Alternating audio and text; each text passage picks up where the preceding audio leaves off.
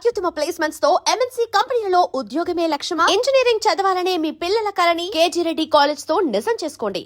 కేసీఆర్ గారు మా boss. Boss is boss, king is king. Boss is always right. My boss is KCR.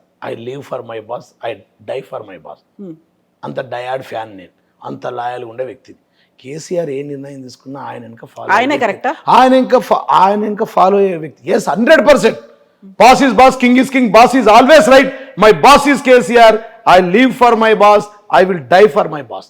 KCR ఒక్క మాట చెప్తే కేసీఆర్ ఒక్క మాట ఎట్లా ఉంటది, రాజకీయాలు అంతే ఉంటది. మీరేమో ఒక అభిమానిగా లేకుంటే ఒక లీడర్ గా, ఒక కార్యకర్తగా ఆయన ఏం చేసినా కరెక్టే అనేది ఒక లాయల్ గా మీరున్నారు. బట్ అన్నిటికీ ఒక్క నిమిషం, తెలంగాణ ఒకటి సరిపోదమ్మా. తెలంగాణ అనే రాష్ట్రాన్ని తీసుకొచ్చిండు. ఖతం, ఆయన దేవుడు తెలంగాణకి, father of the Telangana. Telangana కర్త కర్మ క్రియ, తెలంగాణ ప్రదాత. Is the hero, super star for Telangana. Telangana బరాబర్ జాతిపిత. మళ్ళా మా ప్రభుత్వం వచ్చిన తర్వాత, మూడోసారి ముఖ్యమంత్రి అయిన తర్వాత మొదటి జీవో నేను కూర్చునబెట్టి తీస్తా. సార్ దగ్గర సీఎం ఛాంబర్లో కూర్చొని మొదటి జీవో వస్తుంది. తెలంగాణ జాతిపిత అంటే పుస్తకాల, పాఠ్య పుస్తకాలు లెక్కిస్తాం, పుస్తకాలు లెక్కిస్తాం, జీవో తీసి మీ అందరికి పంచుతాం. మీరు ఏం టెన్షన్, సంతకం నేనే పెట్టిస్తా. ఎవరు హరీష్ రావు, కేటీఆర్ వద్దన్నా కానీ ఫస్ట్ జీవో అదే వెళ్తుంది. తెలంగాణ జాతిపిత ఇంకంతా దాకా చెప్తుంది. అయితే మరి కవితని ఎందుకు సస్పెండ్ చేసింది? ఇప్పుడు అమ్మాయి ఒకటి గుర్తుపెట్టుకోండి, అది జరిగిపోయిన కథ, అది అయిపోయింది. ఇప్పుడు మేము దాంట్లో పోయేది ఏముంటది? ఎందరో ఉన్నారు పార్టీలు, ఎందరో వచ్చారు, ఎందరో పోయారు. ఆయన ఎప్పుడైనా చెప్పేది, తప్పు చేస్తే నా కొడుకైనా, బిడ్డైనా, అల్లుడైనా, ఎవరైనా సమానంగా చూస్తా అని చెప్పిండు. ఉద్యమ సమయంలో కూడా చెప్పిండు. అధికారంలో ఉన్నప్పుడు కూడా చెప్పిండు, తప్పు చేస్తే ఎవరినైనా జైలుకు పంపిస్తా అని చెప్పిండు. కొత్త కాదు కదా. ఆయనకు తెలంగాణ 4.5 కోట్ల ప్రజలు ఆయన కుటుంబం. కేసీఆర్ది పెద్ద కుటుంబం, 4.5 కోట్ల ప్రజలు ఆయన కొడుకులు, బిడ్డలు, అల్లుళ్ళు, వరుసలు. తెలంగాణ తెచ్చిన వ్యక్తి కదా, భారతదేశ పటంలో ఈ తెలంగాణ అనే పటాన్ని పెట్టిన వ్యక్తి కదా. ఆయన గురించి మాట్లాడితే కవిత ఒక మాట, ఇక్కడ ఏం పీకి కట్టలు కట్టిండ్రని మీరు జాతీయంగా బోల్డ్ అన్ని అవకతవకలు ఉన్నాయి, అక్రమాలు ఉన్నాయి, ఆరోపణలు ఉన్నాయి అనే దాంతో పాటుగా ఇప్పుడు మేము ఏమంటున్నామంటే, వాళ్ళు ఎవరు ఏం చెప్పినా కేసీఆర్ చరిత్ర తురిపేస్తే తురగదు. ఇది చరిత్ర. కేసీఆర్ది ఒక history. Is not a man, is a power. ఆయన 500 kV సబ్ స్టేషన్, ఆయన చరిత్ర. ఇవాళ తెలంగాణలో రైతు బంధు ఈ దేశంలో రైతులకు మొట్టమొదటిసారిగా ఇచ్చింది ఎవరు? కేసీఆర్. 24 గంటల కరెంట్ ఇచ్చింది ఎవరు? కేసీఆర్. తెలంగాణలో సెక్రటరేట్ కట్టింది ఎవరు? కేసీఆర్. పోలీస్ కమాండ్ కంట్రోల్ కట్టింది ఎవరు? కేసీఆర్. కాళేశ్వరం ప్రాజెక్ట్ కట్టి 1 కోటి ఎకరాలకు నీళ్లు ఇచ్చింది ఎవరు? కేసీఆర్. అదంతా వదిలేయమ్మా. ఇదొక చరిత్ర, ఇదొక హిస్టారికల్ థింగ్స్. ఏంది ఏది చేసినా తెలంగాణ రాష్ట్రాన్ని సాధించింది ఎవరు? కేసీఆర్. తెలంగాణ తొలి ముఖ్యమంత్రి ఎవరు? కేసీఆర్. గల్లీ నుంచి ఢిల్లీ దాకా ఉద్యమం చేసి 35 జాతీయ పార్టీలను ఒప్పించి సోనియా గాంధీ మెడలు వంచి తెచ్చింది ఎవరు? కేసీఆర్. ఇది హిస్టరీ. ఈ చరిత్ర చెరిగిపోతుందా? శిలాపలకాలు కూల్చేస్తే పోతుందా? కేసీఆర్ సిట్టు ఆరోపణలు చేస్తే తూర్చిపోతా చరిత్ర? తెలంగాణ తెచ్చింది ఎవరంటే ఇలా గూగుల్ని అడగండి, కాళేశ్వరం కట్టింది ఎవరని మీరు అడగండి, మీ ఫోన్ ఓపెన్ చేయండి. అయితే మీరు తెలంగాణ తెచ్చింది ఎవరంటే కేసీఆర్ అంటారు. జీవన్ రెడ్డి మీద వచ్చినటువంటి ఆరోపణలు పదే పదే చెప్పేసరికి నిజమని నమ్మిండ్రు అన్నట్టు కవిత సొంత ఇంటి కూతురు, కవిత గారు మీరు అట్లా మాట్లాడదు, వదిలేయండి. మా పార్టీకి సంబంధం లేదు, మా పార్టీ నుంచి వెళ్ళిపోయింది. మా బాస్ ఈజ్ బాస్ అని చెప్పిన, బాస్ ఏది చెప్తే అది రైట్ అన్నా, బాస్ ఈజ్ ఆల్వేస్ రైట్ అన్నా. మళ్ళీ చెప్తున్నా, boss is boss, king is king. Boss is always right. My boss is KCR. I live for my boss, I will die for my boss. That's end of. మీరు అడగకండి ఆయన ఏది చేసినా. 500 kV sub station అంటే ముట్టుకుంటే మాడిపోతారా?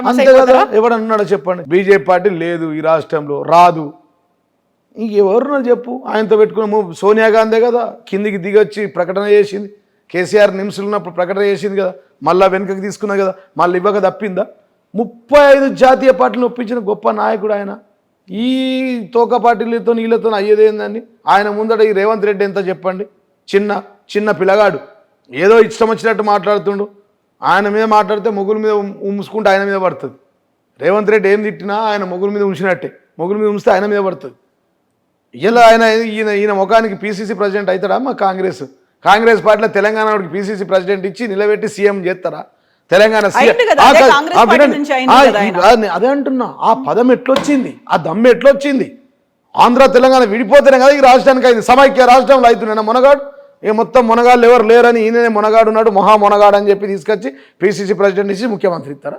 ఇచ్చిండ్రు కదా, ఏం చూసి ఇచ్చిండ్రు అని పైసలు ఆయన అయ్యిండు క్యాష్ అండ్ క్యారీ తెలంగాణ రాష్ట్రం తెచ్చింది మేము కదా, కట్టింది మేము కదా, సెక్రటరీ ఇచ్చింది మేము కదా, ఆయన కూర్చునే కుర్చీ ఆయన మాదే కదా, ఈ పోలీస్ కమాండర్ గారు కూర్చుండే కుర్చీ మాదే కదా. ఈ 10 ఏళ్ల సెంటిమెంట్ 10 ఏళ్ళు ఇంత చేసిండు కేసీఆర్ అని చెప్పినప్పటికీ ఆయన్ని ఓడించిండ్రు, ఈ ప్రభుత్వం వచ్చింది, ఆయన సీఎం అయిండు అంటే ఆయనలో ఉన్నటువంటి ఆ పవరో లేకుంటే ఆయన కేపబిలిటీస్ కెపాసిటీస్ చూసే కదా పిసిసి అయిండు, తర్వాత సీఎం చివరి అయిండు. ముఖ్యమంత్రి రాష్ట్రానికి ఎవరు? కాంగ్రెస్ పార్టీ కంటే రేవంత్ రెడ్డి. రాన్న 30 ఏళ్లలో ఇంకా no more chief minister from Congress party. Next ఎవరు ఉంటారు? ఈ 30 ఏళ్ళు ఎవరు ఉంటారు? మొత్తం పిఆర్ఎస్ పార్టీ ఉంటుంది. ఇక రానున్నదంతా అంతే. ఇక కేసీఆర్ 3వ ముఖ్యమంత్రి అయితే తర్వాత అంతా మేమే. కవిత కూడా నేను సీఎం అవుతా అంటుంది కదా. ఇప్పుడు చాలా మంది అంటుంటారు, వాళ్ళ కోరికలు ఉంటుంటాయి. ప్రజలు చూసిరు కదమ్మా, ఇక్కడ ప్రజలకు ఇయ్యాలి. ఏ తల్లి బిడ్డ 13 లక్షల మంది కళ్యాణ లక్ష్మి ఇచ్చిన గొప్ప నాయకుడు కేసీఆర్. 13 లక్షల బిడ్డల గుండెలు ఉండదా? మా సార్ ఇచ్చిన అట్లా ఏ పథకం, ఈ ప్రతి ఇంటికి నల్ల తిప్పితే నీళ్ళు. అసలు తెలంగాణ ప్రాంతంలో ఒక పథకం కేసీఆర్ తీసుకుంది అనుభవించేది ఎవరు లేరు. ఇక్కడ మనం 5గురం ఉన్నాం. కెమెరామెన్ వాళ్ళు అమ్మకు ఫోన్ చేద్దాం, అయ్యా కేసీఆర్ నాకు 2000 పింఛన్ ముట్టించిన అంటాడు. వీళ్ళ మన విఘ్నేష్కి అడుగుదాం, వాళ్ళ అమ్మకు రైతు బంధు వచ్చింది అంటది. మీ ఇంట్లో అడుగుదాం, మీ ఇంట్లో మీ నాన్నకు అడుగుదాం, మీ అమ్మకు అడుగుదాం, మిషన్ భరిత నీళ్ళు ఇచ్చిండ్రా మన ఇంటికి రోడ్ వేసిండ్రా సార్ అంటాడు. ఆయన అడిగితే కాళేశ్వరం నీళ్ళు వచ్చిందండి. ఈయన అడిగితే 24 గంటల కరెంట్ వచ్చింది. ఈ ఇంటర్వ్యూలో తెలంగాణ రాకున్నా ముందు ఇప్పటి 17 సార్లు కరెంటు పోతుండే. కవిత ఇంటర్వ్యూ చేయకపోతుంటే నువ్వు ఇక్కడ 17 సార్లు ఆగిపోయేది. దోమలు కుట్టేది.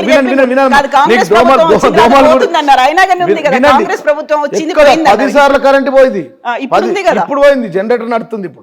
ఇప్పుడు లేదా నడుతుంది జనరేటర్. కావాలంటే మీ కెమెరామెన్ పోయి చూడమనండి.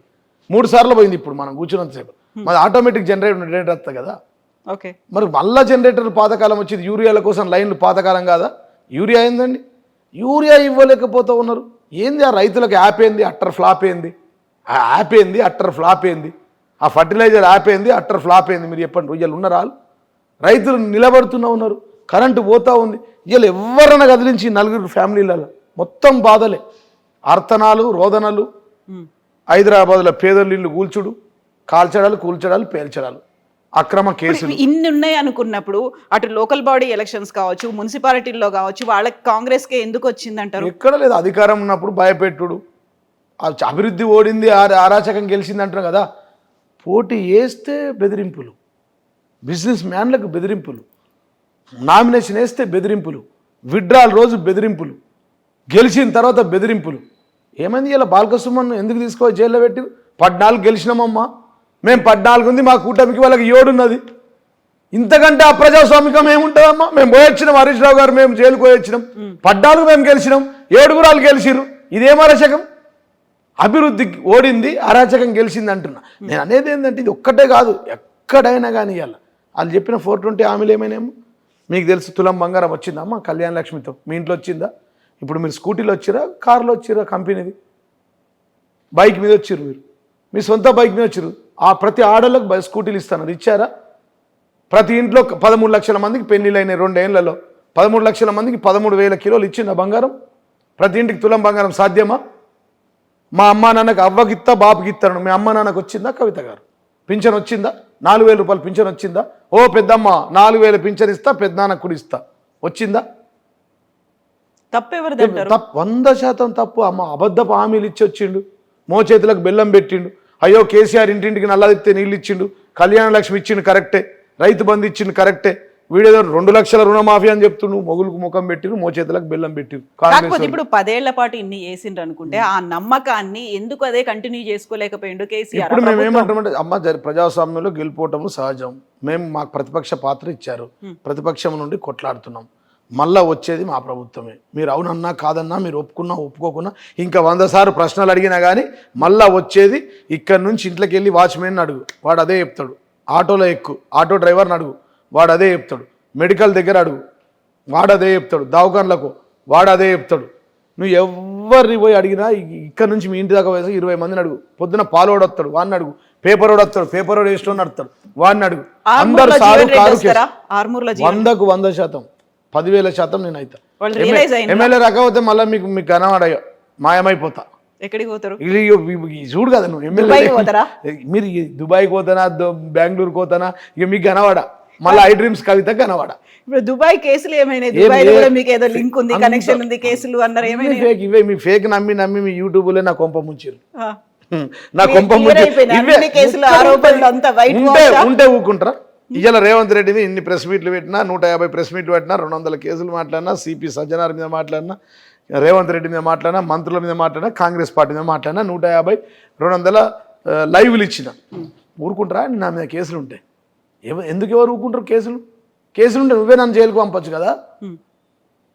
అది వాస్తవం అయితే నువ్వు చెప్పింది వాస్తవం అయితే మళ్ళీ ఎట్లా ఓపెన్ అవుతుంది? నా మాల్ ఎట్లా ఓపెన్ అవుతుంది అంటే నేను అనేది మీ ఇష్టం వచ్చినట్టు అంటే మాట్లాడితే ఆ 43 కోట్లు కట్టేస్తే ఏం open లేదు చేయొచ్చు కదా.